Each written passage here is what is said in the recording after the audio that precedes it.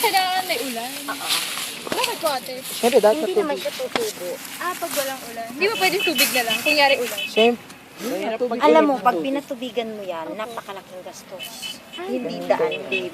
Hindi... So pag kaya kailangan ulan. May pa ba yun? Hindi daan ang gagastusin mo dyan, libo. Kaya, kailangan magantay ka na lang ng Ulan. konting oras para sa ulan.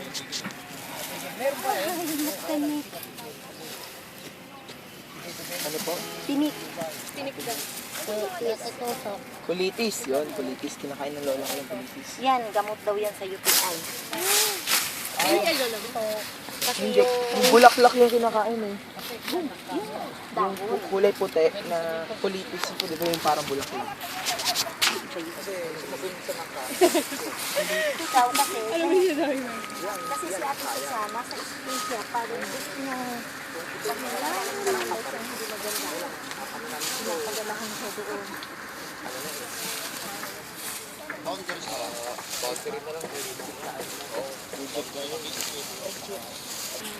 Ito namimigay sa gustong kumuha. Hindi naman siya mabebenta. Hindi na. Kasi Si pangat, Angela gusto ng ano ah. Yung-reject na ko yung Angela. Gusto ko ni Angela ko rin yun. Ayun ate. Hindi si ate. kamatis. Magkano po yung kamatis niyo? Yung kamatis na parang kalabasa siya, ano yun, 35 ang isang kilo namin yun. Pero itong ganito, hindi ko alam kasi hindi naman kami nagtatanim yan eh. Ay.